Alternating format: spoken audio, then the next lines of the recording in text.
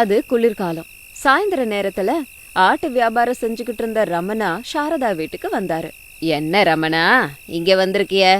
உங்க மருமக அனாமிகா இன்னும் அதோட ஆட்டை கொண்டு வரலையா? எதுக்காக அத கேக்குற? என்ன நடந்ததுன்னு எனக்கு தெரியலையே. ஒருவேளை என் மருமக உன்கிட்ட பணங்கின கடனா வாங்கிருக்காளா? அதெல்லாம் இல்லம்மா, அந்த ஆட்டை கொடுக்கறேன்னு சொல்லியிருந்தா. அதான் ஒரு தடவை அந்த ஆட்டை பாத்துட்டு போலான்னு வந்திருக்க. என்ன ரமணா நீ சொல்றது? என் மருமக அவளுக்கு ரொம்ப பிடிச்ச அந்த ஆடு, அதுவும் வாயும் வயிறுமா இருக்க ஆட்டை உனக்கு விக்கிறேன்னு சொன்னாளா? ஆமாமா, இந்த விஷயத்த உங்ககிட்ட சொல்லலையா? இல்லையே ரமணா, சொல்லியிருந்தாள்னா நீ வந்த உடனேயே நீ என்கிட்ட சொல்லாமலேயே விஷயம் என்னன்னு தெரிஞ்சிருக்குமே. சரி பரவாயில்ல, அனாமிகா வந்ததும் நான் வந்து போன விஷயத்த சொல்லுங்க. காலையில 10 மணிக்கு வர, கொஞ்சம் வீட்லயே இருக்க சொல்லுங்க. கண்டிப்பா சொல்றேன் ரமணா அப்படின்னு சொன்னதும் ரமணா அங்கிருந்து போயிட்டாரு. ஃபுல்லா இருட்டாயிடுச்சு.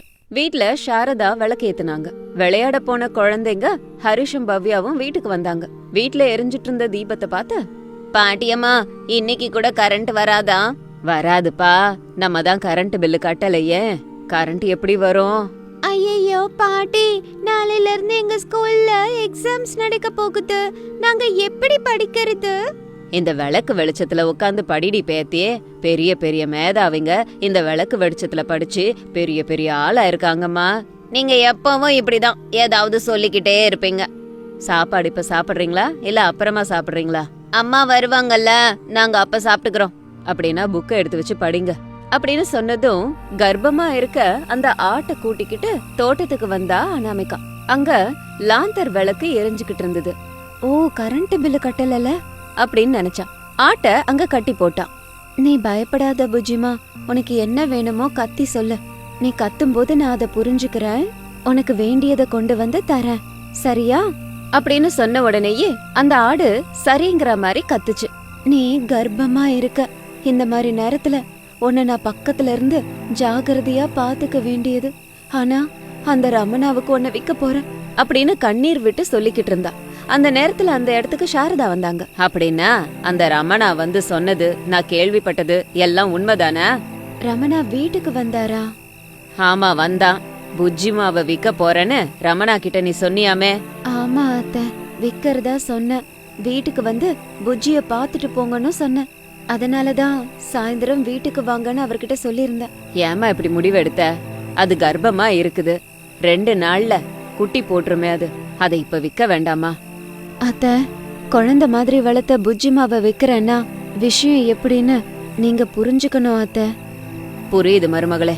என் புள்ள மாதிரி ஒரு ஊதாரி இருக்கும்போது ஒன்ன மாதிரி மருமக இந்த மாதிரி காரியத்தை பண்ணிதான் எங்களை பாத்துக்கணும்ல. நீங்க என்ன திட்டுனாலும் என்னோட தலையெழுத்து மாறாதே, விடுங்க அத்த. மருமகளே, இந்த வயசான கட்டைங்களுக்கும் குழந்தைங்களுக்கும் 2 வேளை வயிறார சாப்பாடு போடுற, நீ ஒரு வேளைதான் சாப்பிடுற. கடைசியா அந்த புறம்போக்கு நம்ம ஆட்டை விக்கிற நிலைமைக்கு கொண்டு வந்துட்டானே. அவன் ஒழுங்கா இருந்தா நம்ம பொழப்பு இப்படி இருள் அடைஞ்சு போயிருக்குமா? இந்த மாதிரி நம்ம கஷ்டமும் பட தேவையில்லை அப்படின்னு சாரதா சொல்லிட்டு இருக்கும்போது குழந்தைங்க அவங்கள நோக்கி வர்றத அனாமிகா பார்த்தா. அத்த, குழந்தைங்க வராங்க, அழாதீங்க அத்த. அவங்க முன்னாடி அவங்க அப்பாவை பத்தி தப்பா பேசாதீங்க, திட்டாதீங்க, பசங்க தப்பா நினைச்சுப்பாங்க. இது கூட எனக்கு தெரியாதா அனாமிகா அப்படின்னு சாரதா சொல்லும்போது குழந்தைங்க அங்க வந்தாங்க. என்னாச்சு பசங்களா? மம்மி, நமக்கு எப்ப கரண்ட் வரும்? நாளைக்கு எங்களுக்கு எக்ஸாம் இருக்கு, நானும் அண்ணாவும் படிக்கணும் இல்லையா? இன்னைக்கு ஒரு வேளை மட்டும் எப்படியாவது அட்ஜஸ்ட் பண்ணிக்கோங்கடா. நாளைக்கு ஸ்கூல்ல இருந்து வர்றதுக்குள்ள அப்பா போய் கரண்ட் பில்ல கட்டிடுவாரு. அப்ப நம்ம வீட்டுக்கு கரண்ட் வந்துரும். எங்க அப்பா ஹீரோ இல்லம்மா. சொல்லிக்கலாம், பசங்களுக்கு அவங்க அப்பா தானே ஹீரோ. சரி வாங்க, சாப்பாடு குடுக்கறேன் அப்படின்னு சொல்லி குழந்தைங்களை கூட்டிக்கிட்டு போனா. அப்பதான் கூலி வேலை செஞ்சு களைச்சு போய் வீட்டுக்கு வந்தார் பிரசாத். நாற்காலியில உட்கார்ந்தாரு. அத பார்த்து சாரதா குடிக்கிறதுக்கு தண்ணி கொடுத்தாங்க. அனாமிகா குழந்தைங்களுக்கு சாப்பாடு ஊட்டிக்கிட்டு இருந்தா. பிரசாத் கொஞ்சம் ரிலாக்ஸ் ஆனதுக்கு அப்புறம், ஏமா மருமகளே, வர்ற வழியில ரமணாவை பார்த்த, கர்ப்பமா இருக்க புஜ்ஜிய நீ விக்க போறியாமே, உண்மையாமா? ஆமா மாமா, நம்ம 2 பேரும் கூலி வேலை செஞ்சாலும் சாப்பாட்டுக்கே அது பத்த மாட்டேங்குது. யாரும் கடனும் தர மாட்டாங்க. அதனாலதான் மாமா, புஜ்ஜிய வித்தோம்னா கொஞ்சம் பணம் கிடைக்கும்ல, அந்த பணத்தை வச்சு கொஞ்சம் அவசரத்தை கூட நம்ம தீர்த்துக்கலாம். அது மட்டும் இல்லாம எப்படியும் குளிர்காலம் ஆரம்பிக்குதுல, அப்படின்னு அனாமிகா ஹரிஷ்க்கு சாப்பாடு கொடுத்துக்கிட்டே சொன்னா. சாரதா தம்பதி மருமக என்ன சொல்ல போறான்னு ஆர்வமா கேட்டாங்க. குளிர்காலம் ஆரம்பிச்சிட்டதுனால நம்ம ஏதாவது சுட சுட செஞ்சு வித்தோம்னா நல்லா இருக்கும். எப்படியும் அத்தை என் கூடவே இருந்து எனக்கு உதவி செய்வாங்க. குளிர்காலம் சுட சுட விக்கிறது ஓ யோசனை நல்லாதான் இருக்கு. ஆனா என்ன வெப்ப? சமீபத்துல சில்லற வியாபாரம் நிறைய வந்துருச்சு. ஏதாவது புதுசா இருந்தாதான் மக்கள் வாங்குவாங்க. அப்படி புதுசா ஏதாவது செய்யுமா? நானும் உனக்கு உதவி செய்யறேன். நீங்க வேண்டாம் மாமா, ஏற்கனவே வயசுக்கு மீறின வேலை செய்யறீங்க. உங்க உடம்புலயும் உங்க கைகள்லயும் எவ்வளவு காயங்கள் இருக்குன்னு நான் கவனிக்கலன்னு நினைக்கிறீங்களா மாமா? என்ன பொண்ணு மாதிரி பாத்துக்கிறீங்க, நான் இத கூட கவனிக்க மாட்டேனா? அப்படின்னு அனாமிகா சொன்னதும் பிரசாதுக்கு துக்கம் தாங்கல, கண்ணீர் விட்டாரு. அத பார்த்து சாரதாவும் கவலைப்பட்டாங்க. பையன் ரமேஷ் மேல கோவம் வந்துச்சு. மனசார திட்டணும் போல இருந்தது. ஆனா குழந்தைங்க எதிர்க்க எதுவும் சொல்லக்கூடாதுன்னு அமைதியா இருந்தாங்க. சமாதானப்படுத்த முயற்சி பண்ணாங்க. வேண்டாம் விடுங்கத்த, மாமா மனசுல இருக்கிற பாரத்தை கண்ணீரா விடட்டும், தொந்தரவு பண்ண வேண்டாம். அந்த கடவுள் கண்ணீர் மூலமா நம்ம கஷ்டத்தை தீக்கிற ஒரு அதிர்ஷ்டத்தை கொடுத்திருக்காரு, எல்லாருக்கும் கொடுத்திருக்காரு. அழட்டும். அதனாலதான் நிறைய பேரு கொஞ்சம் சமாதானம் ஆகுறாங்க. அடுத்த வேலை என்னன்னு பாத்துட்டு போறாங்க அப்படின்னு சொன்னதும் சாரதா எதுவுமே பேசல. அன்னைக்கு ராத்திரி அப்படியே போச்சு. மறுநாள் காலையிலேயே ரமணா வந்தாரு. கர்ப்பமா இருக்க ஆட்ட பார்த்து அனாமிகா கிட்ட பேசிட்டு பணம் கொடுத்தாரு. அனாமிகா கண்ணீரோட அவ ஆசையா வளர்த்த ஆட்டுக்குட்டிய அவர்கிட்ட கொடுத்தான். புஜ்ஜி கூட அழுதுகிட்டே அந்த இடத்த விட்டு போச்சு. அதுக்குள்ள ஹரிஷும் பவ்யாவும் ஸ்கூலுக்கு ரெடி ஆனாங்க. சாரதா அவங்கள ஸ்கூலுக்கு கூட்டிட்டு போய் விட போனாங்க. மம்மி, நாங்க ஸ்கூல்ல இருந்து வர்றதுக்குள்ள கரண்ட் இருக்கணும் இல்லனா அப்படின்னு சொல்லிட்டு போனாங்க. ரமேஷ் அப்பதான் தூங்கி எந்திரிச்சு வந்தான். அனாமிகா கையில இருந்த பணத்தை பார்த்து சந்தோஷப்பட்டான். அனாமிகா, இந்த பணம் எனக்கு தானே. என்ன பண்ணேன்னு உனக்கு பணம் கொடுக்கணும்டா. தின்னறது தெரியறது.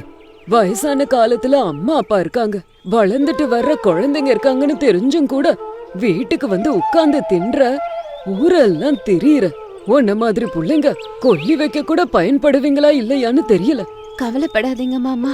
என்னங்க, இந்த பணம் உங்களுக்கு இல்ல, எங்க அம்மா வீட்ல எனக்கு கொடுத்த ஆட்டை நான் வித்துட்டு குழந்தைங்களுக்காகவும் இந்த வீட்டுக்காகவும் தான். உங்களுக்கு 1 ரூபாய் கூட தர மாட்டாங்க அப்படின்னு சொன்னதும் ரமேஷ் கோபமா அந்த இடத்த விட்டு போயிட்டான். பணத்தை எடுத்துட்டு போய் அனாமிகா வீட்டுக்கு தேவையானதெல்லாம் வாங்கிட்டு வந்தா.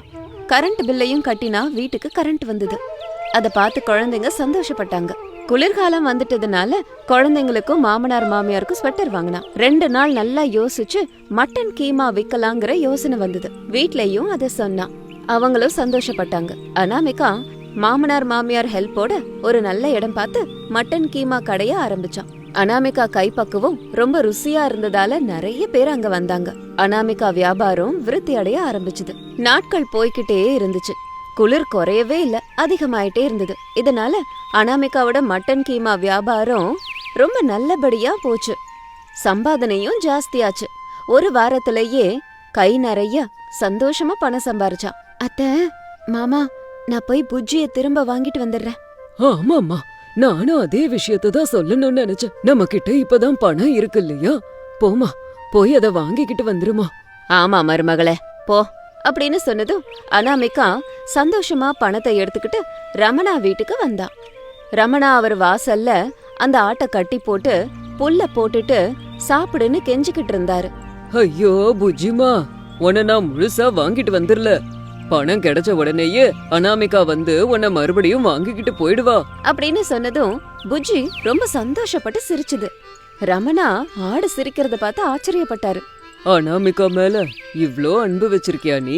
பரவாயில்லையே. இதனாலதான் வந்ததுல இருந்து நீ சாப்பிடாம பட்டினியா இருந்தியா அப்படின்னு சொல்லிட்டு இருக்கும்போது அனாமிகா அதையெல்லாம் கேட்டா. வேக வேகமா புஜ்ஜிமா கிட்ட வந்து அதை கட்டி பிடிச்சுக்கிட்டான்.